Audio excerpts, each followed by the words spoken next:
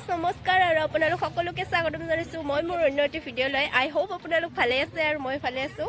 আৰু মই আছোঁ বৰ্তমান হাউলিত মানে মই আহিছোঁ হাউলিত ৰাস পূজা চাবৰ কাৰণে কলেজৰ পৰা আৰু ইহঁতৰ লগত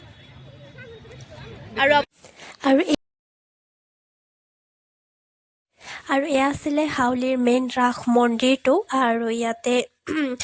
মানুহে পূজা পাতল এনেকুৱা কৰে ইয়াৰ উপৰিও আৰু বহুত ঠাইত মানে শ্ৰীকৃষ্ণৰ মূৰ্তি আৰু সকলো ভগৱানৰে মূৰ্তি মাটিৰে বনোৱা আছিলে আৰু সেইকাৰণে ক'লোঁ যে সেইটো মেইন মন্দিৰ বুলি আৰু তাৰ ওচৰতে আছিলে এটা পুখুৰী আৰু পুখুৰীটোৰ সন্মুখত এনেকৈ অকণমান বৃন্দাবনৰ দৃশ্য দেখুৱাবলৈ বিচাৰিছে তাত আছিলে শ্ৰীকৃষ্ণ ৰাধা লগতে গোপিনীসকল এনেকুৱা আৰু ৰাতি চাগে ইয়াত ধুনীয়া লাইটিং হয়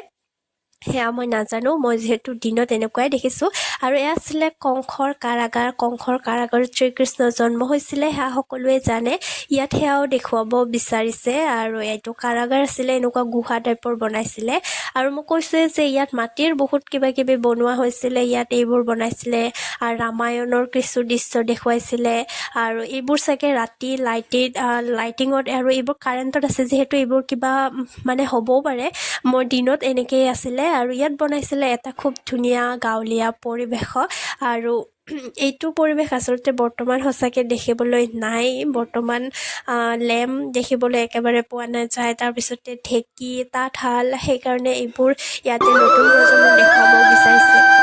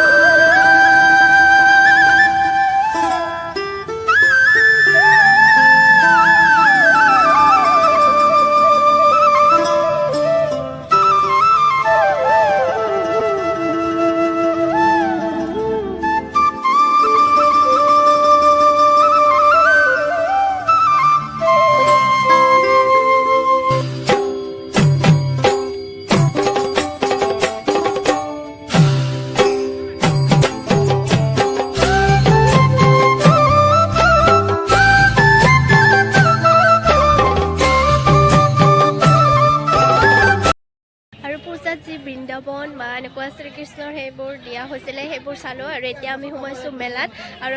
এতিয়া মই আপোনালোকক অলপমান মেলাৰ পৰিৱেশ দেখাম ভিডিঅ'টো চাই থাকক আৰু ইয়াত খুব ডাঙৰ মেলাও হয় আৰু আমি এনেকৈ মেলা চালোঁ ইয়াত আচলতে চব পাৰ্টকৈ মানে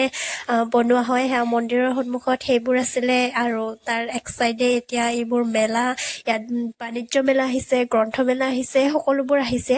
আৰু তাৰ আন এটা পাৰ্টত আছিলে মীনা বজাৰ আৰু মীনা বজাৰ যিহেতু দিনত একো মানে নচলে সেইকাৰণে আমি ইমান নাচালোঁ আৰু So guys, আমাৰ এতিয়া মেলা চোৱা হৈ গ'ল আৰু আমাৰ এই অৱস্থা হৈছে মানে ৰ'দত ক'লা হৈ গৈছে এনে ক'লা গৈছে